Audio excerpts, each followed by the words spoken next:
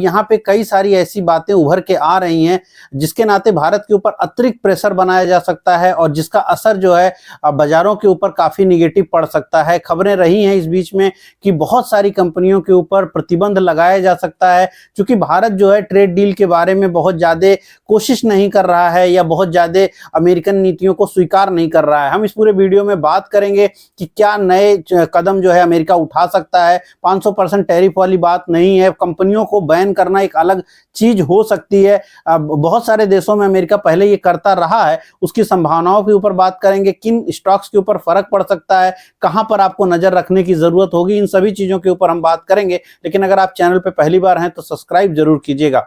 नमस्कार, मेरा नाम है अतुल वर्मा। अगर हम बात करें तो देखिए, ट्रेड डील को लेकर के पिछले 6-8 महीनों में लगातार गतिविधि बनी रही है, लेकिन अमेरिका लगातार दबाव डालता रहा है कि उसके शर्तों के आधार पर भारत ट्रेड डील को कर ले। भारत अपने रुपए को कमजोर हो जाने दे रहा है, लगातार 90 के ऊपर जो है भारतीय मुद्रा ट्रेड कर रही है। इसके बावजूद भी नवंबर के जो डेटा हमारे सामने आए थे, भारत ने बहुत ज्यादा यूं कहिए रूस से जो तेल खरीद है उसमें भारी कमी नहीं करी है। इसको लेकर के अब कई सारी बातें चल रही हैं। उनमें जो सबसे बड़ी बात यह है कि ट्रंप प्रशासन ये लगातार कह रहा है कि भारत सरकार खुद में ही नहीं चाह रही है कि जल्दी से ट्रेड डील हो। मीडिया में कई सारी रिपोर्ट्स इसके बारे में हैं जिसमें ये बात कही जा रही है, क्योंकि जो ट्रेड डील है, अगर आप इसको और बाइफरकेट करके समझें तो सरकार को इसमें कोई खासा नुकसान नहीं होता है। सरकार को नुकसान नहीं होता है मतलब किसको नुकसान होता है? एक जनता को या उन कंपनियों को नुकसान होता है, सीधे सरकार को नुकसान इस केस में नहीं हो रहा है। अगर आप ट्रेड डील को प्रॉब्लम को समझिए या यूं कहिए जो टैरिफ लगे हैं इनको थोड़ा सा ध्यान से समझने की कोशिश करिए, तो भारत जो है 50% टैरिफ इस समय झेल रहा है अमेरिका का। लेकिन कहा यह जा रहा है कि भारत झेल रहा है, मगर भारत की कंपनियां झेल रही हैं। अब जब कंपनियों को आप बांटते हैं तो सरकार की कंपनियां और प्राइवेट कंपनियां दो होती हैं। चूंकि ये पूरा का पूरा मामला तेल का है और इसलिए इसको इस ढंग से समझा जाना जरूरी है कि भारत 50% टैक्स देने के बावजूद भी क्यों पिछले 6 महीनों में तेल खरीद को कम नहीं करा है। कारण उसका यह है कि भारत की सरकारी कंपनियां, ज्यादातर सरकारी प्रतिष्ठान जो हैं वही तेल खरीदते हैं। उसमें से रिलायंस भी है। रिलायंस के ऊपर अभी हम बात करेंगे डिटेल में, क्योंकि वो ऐसी कंपनी है जो अब इस मामले से बाहर जाती लग रही है और अमेरिकन प्रेशर के बीच में भी जाती लग रही है। बट अल्टीमेटली जो सरकारी खरीद होती है वो सरकारी कंपनियों के तहत होती है और ज्यादातर उसी के तहत जो है तेल खरीद होती है। इसके बाद सरकार उसका क्या करती है? सरकार उसको विदेशों में नहीं बेचती है, रिलायंस विदेशों में बेचती है। इसलिए दोनों में अंतर है। जब आप तेल खरीदते हैं, सरकारी कंपनियां तेल खरीदती हैं, उसके बाद वो उसको रिफाइन करती हैं और रिफाइन करके जो ऑयल मार्केटिंग कंपनियां हैं उनको वो दे देती हैं और ऑयल मार्केटिंग कंपनियां उसको भारत में डिस्ट्रीब्यूट करती हैं, यानी भारत में बेचती हैं। तो सरकार का जो उद्देश्य है कि उसको सस्ता तेल मिलना चाहिए ताकि जो है डॉलर के ऊपर कम इंपैक्ट आए। सरकार को इस पूरी गतिविधि के दौरान सरकार कहीं तेल को बेच नहीं रही है, बाहर यानी विदेशों में तेल को सरकार नहीं बेच रही है। तो मुद्दा यह है कि सरकार को सस्ता तेल मिल रहा है, सस्ता तेल को वो जो है प्रोसेस कर रहे हैं और उसके बाद जो है वो पेट्रोल जो भी कीमत में देश में बिक रहा है उसमें बिक रहे हैं, जिससे सरकार को एक मुनाफा बन रहा है। इसमें कोई डाउट नहीं है, सरकार का जो है पूंजी बच रही है।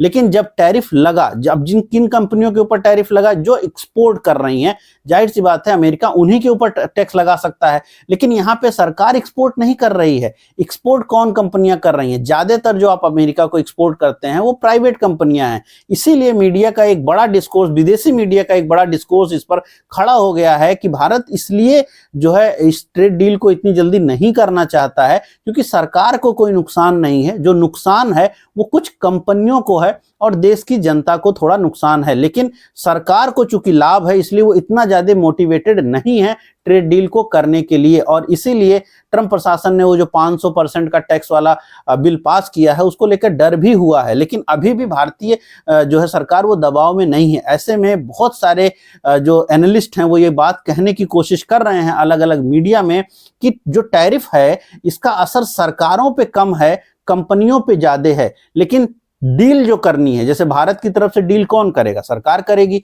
भारत के टैरिफ के अमेरिका के साथ निगोशिएट कौन करेगा? सरकार करेगी।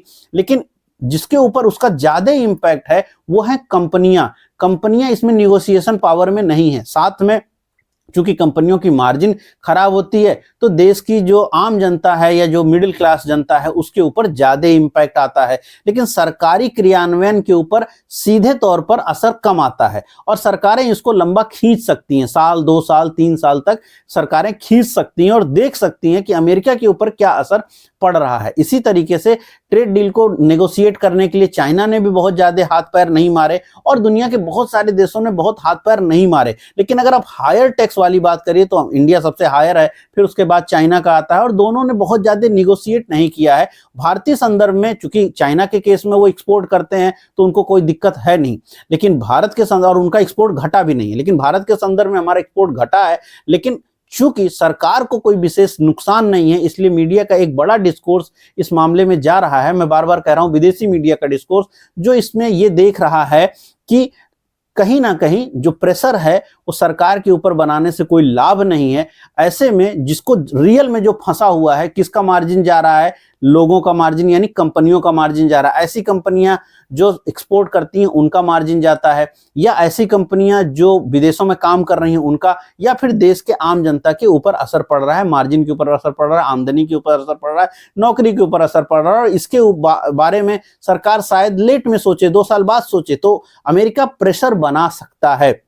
अब इस प्रेशर के पीछे की टैक्टिस समझिए तो रिलायंस ने करीब 10 दिन होने को आया, रिलायंस ये जो पूरी खबर चली इसके बाद रिलायंस ने ये कहा कि हमने नवंबर में कोई तेल नहीं खरीदा है रूस से, हमने पिछले 3 महीनों में कोई तेल नहीं खरीदा है रूस से। भारत की जो सबसे बड़ी ऑयल रिफाइनरी कंपनी है जो ऑयल को रिफाइन करके विदेश में बेच रही है जिससे काफी लाभ रिलायंस को मिलता है, वो कंपनी साफ कहने की कोशिश कर रही है अमेरिका के दबाव में कि अब हम जो है रूस से तेल नहीं खरीदते हैं, तो हमें उसके लिए मतलब हमें उसमें मत डालिए। साथ में वेनेजुला से तेल को खरीदने के लिए जो यूं कहिए जो मानक है अमेरिका ने जो तय किए हैं, यानी अमेरिका से जो स्वीकृति की जरूरत है उसके लिए भी रिलायंस आगे आ चुका है।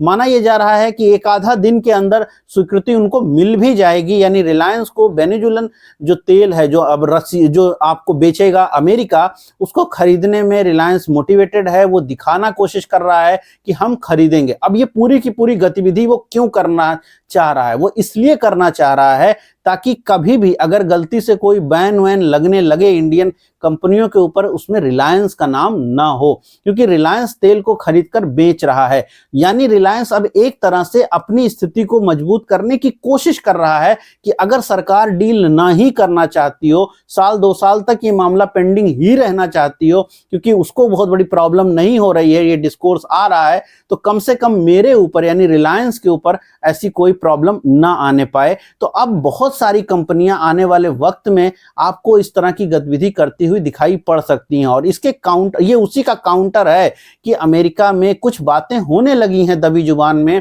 कि कंपनियों के ऊपर बैन किया जाए। जैसे कई रशियन ऑयल कंपनियों को अमेरिका ने बैन किया हुआ है, इसी तरीके से बहुत सारी अन्य कंपनियों को भी अमेरिका बैन करता है। चाइना की भी बहुत सारी कंपनियों को बैन किया गया है।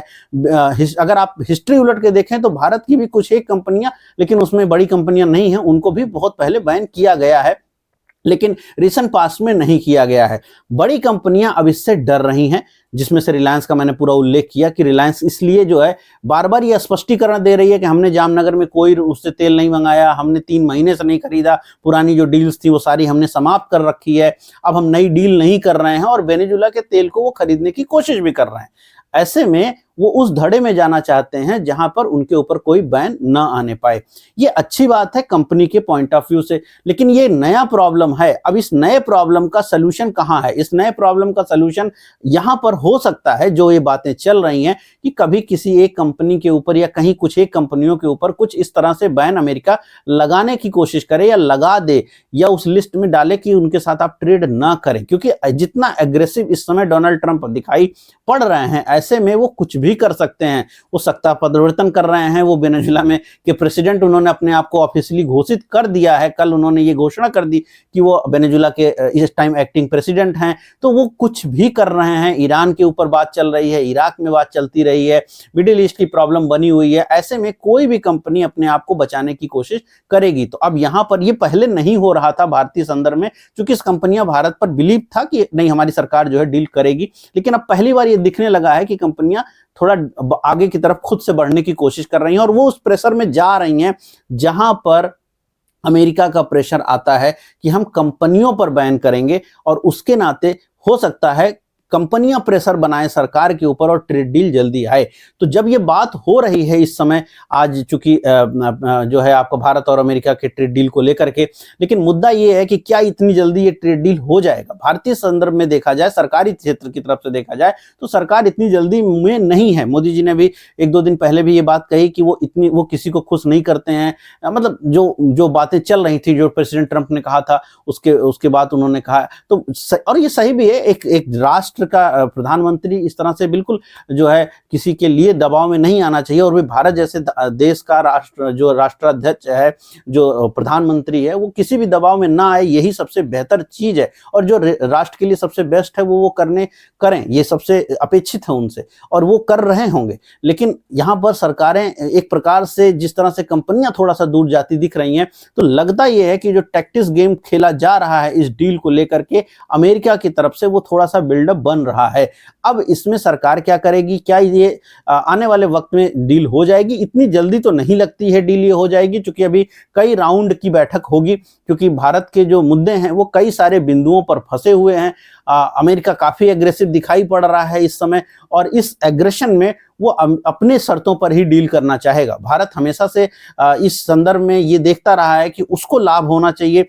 उसको लाभ जब तक नहीं होगा शायद वो डील नहीं होगी, वो पेच फंसा रहेगा और कुछ ना कुछ चीजें बढ़ती रहेंगी। तो जितनी भी एक्सपोर्ट कंपनी हैं, अब चाहे आप उनमें बहुत सारी कंपनियां हैं जो पिछले अगर आप महीना 2 महीना में बात करिए, जैसे उसमें जितनी भी जो ज्यादा यूरोप में अमेरिका में एक्सपोर्ट होता था, जिसमें से आप टेक्सटाइल की बात करिए तो गोकुलदास एक्सपोर्ट जैसी कंपनियां, रिलायंस जैसी कंपनियां, और भी कई सारी कंपनियां, इसमें गोकुलदास एक्सपोर्ट और वो सारी जो टेक्सटाइल कंपनियां हैं उनको तो नुकसान हुआ ही है। वो काफी क्रैक हुई हैं, 25% 30% जो है पिछले कुछ समय के अंदर ये स्टॉक सारे निकल चुके हैं, गिर चुके हैं। रिलायंस नहीं गिरा है उतना ज्यादा, लेकिन पिछले जो मंदी हुई, पिछले अगर आप 10 दिन की बात करिए उसमें से, तो वो जो मंदी को लीड किया था रिलायंस ने किया था, और उसमें ये सारी मुद्दे गर्म होते रहे थे। तो अब ये जो खबर है ये कहीं ना कहीं धीरे धीरे करके आगे बढ़ेगी। यद्यपि ये खबर मीडिया में उस तरह से नहीं है, लेकिन जब आप विदेशी मीडिया को पढ़िए सुनिए तो वहां पर दबी जुबानों में ये बातें चल रही हैं। अब इसके असर बाजारों के ऊपर तो निश्चित रूप से रहेंगे, कंपनी टू कंपनी इसका इंपैक्ट रहेगा।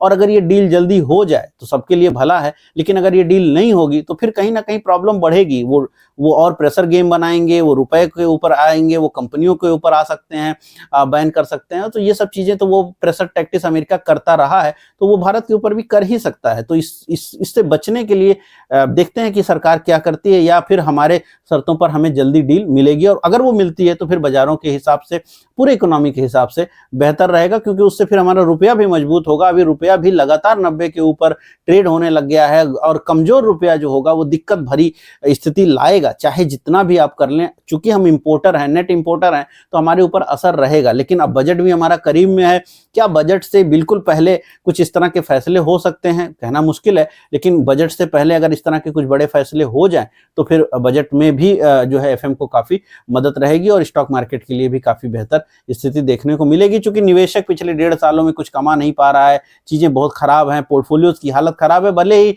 निफ्टी ऊपर रही हो, इतनी कोई ज्यादा निफ्टी अगर टॉप से देखो तो बहुत नहीं घटी है, बट अल्टीमेटली जो निवेशक है उसको पैसे नहीं बन रहे हैं पिछले सालों में। म्यूचुअल फंड्स में, ईटीएफ्स में कहीं भी कुछ पैसे नहीं बने हैं लोगों के, क्योंकि मार्केट भले गई हो लेकिन पोर्टफोलियोज कहीं गए नहीं है। और वो जो निराशा है वो झलक रही है, इस बार टैक्स में भी झलकेगी वो निराशा। और निवेशक अगर निराश होगा और मार्केट से थोड़ा बाहर जाने की कोशिश करेगा तो वो फिर सबके लिए नुकसानदेह होगा, सरकार का टैक्स घटेगा और बाकियों को भी दिक्कत आएगी ही आएगी। तो वो चीज़ थोड़ी सी जितनी जल्दी सुलझ जाए, जितनी जल्दी बेहतर हो जाए, वो ज़्यादा अच्छा होगा भारतीय संदर्भ में।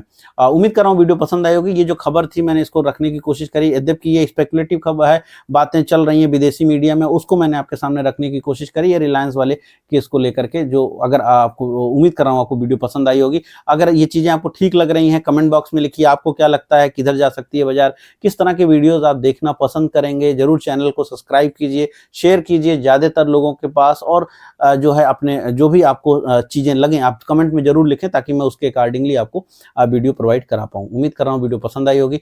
मैं मिलूंगा कल नए वीडियो में। इस वीडियो में इतना ही, धन्यवाद।